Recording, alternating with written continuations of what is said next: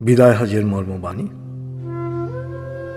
শুক্রবার 9 জিলহজ 10 হিজরি সনে হজের সময় আরাফা ময়দানে দুপুরের পর হজরত মুহাম্মদ সাল্লাল্লাহু আলাইহি সাল্লাম লক্ষাধিক সাহাবার সমাবেশে এ ঐতিহাসিক ভাষণ দেন।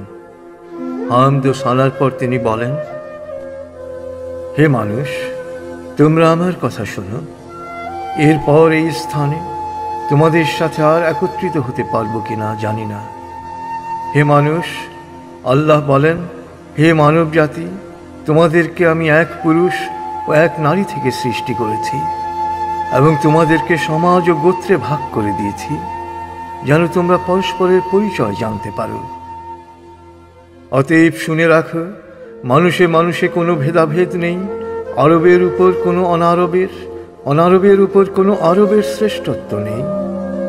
তেমনি সাদার উপর কালোর বা কালোর উপর সাদার কোনো শ্রেষ্ঠত্ব নেই। তোমাদের মধ্যে সেই ব্যক্তি আল্লাহর কাছে সবচেয়ে বেশি সম্মান ও মর্যাদার অধিকারী যে আল্লাহকে ভালোবাসে। হে মানুষ, শুনে রাখো, অন্ধকার যুগের সকল বিষয় ও প্রথা আজ থেকে বিলুপ্ত হল। জাহিলি যুগের রক্তের দাবিও রহিত করা হল। হে মানুষ, শুনে রাখো, অপরাধের দায়িত্ব কেবল অপরাধীর উপরই বর্তায়। পিতা তার পুত্রের জন্যে আর পুত্র তার পিতার অপরাধের জন্যে দায়ী নয়।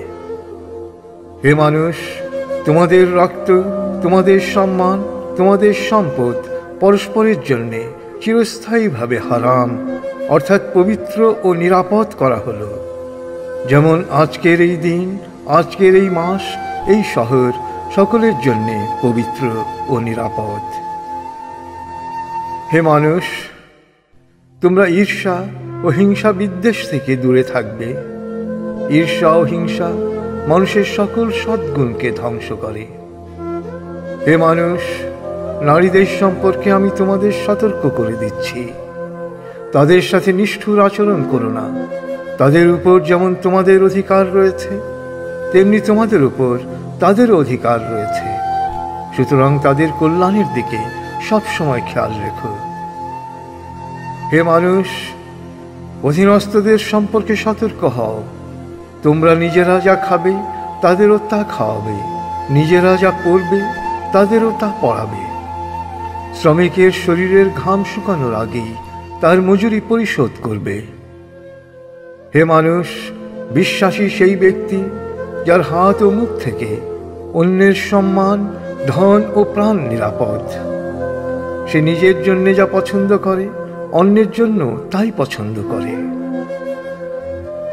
হে মানুষ, বিশ্বাসীরা পরস্পরের ভাই। সাবধান, তোমরা একজন আরেকজনকে হত্যা করার মতো কুফরি কাজে লিপ্ত হয়েও না। হে মানুষ, শুনে রাখো, আজ হতে বংশগত শ্রেষ্ঠত্ব বা কৌলীন্য প্রথা বিলুপ্ত করা হলো। কুলীন বা শ্রেষ্ঠ সেই যে বিশ্বাসী ও মানুষের উপকার করে। হে মানুষ, ঋণ অবশ্যই ফেরত দিতে হবে। বিশ্বস্ততার সাথে প্রত্যেকের আমানত রক্ষা করতে হবে।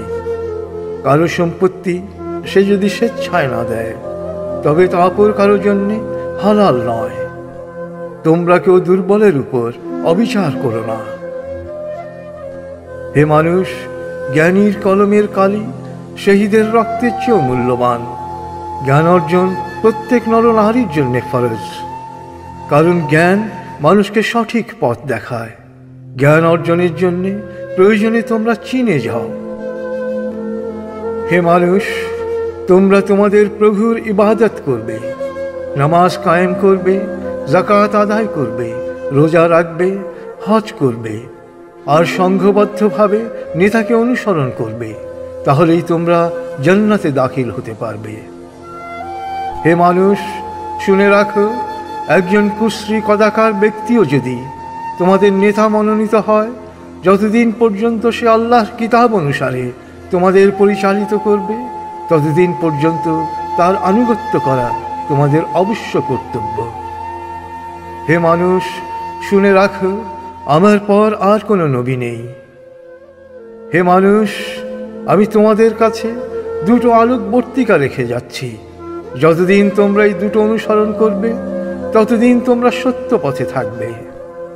এর একটি হলো আল্লাহর কিতাব, দ্বিতীয়টি হলো আমার জীবন দৃষ্টান্ত। হে মানুষ, তোমরা কখনই ধর্ম নিয়ে বাড়াবাড়ি করো না, কেননা অতীতে বহু জাতি ধর্ম নিয়ে বাড়াবাড়ি করার কারণে ধ্বংস হয়ে গেছে।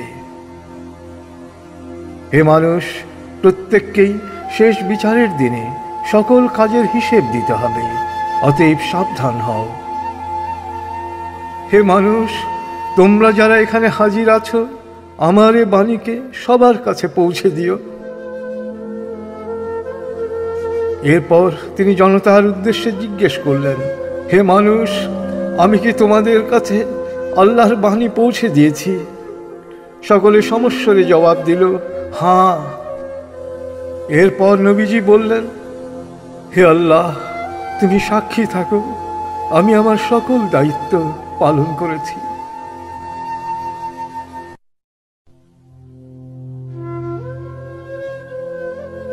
রাসূলুল্লাহ সাল্লাল্লাহু আলাইহি সাল্লামের উম্মত হিসেবে আমাদেরও দায়িত্ব তার এই শেষ বাণী সবার কাছে পৌঁছে দেয়া। আল্লাহ আমাদের সবাইকে এই দায়িত্ব পালন করার তৌফিক দান করুন।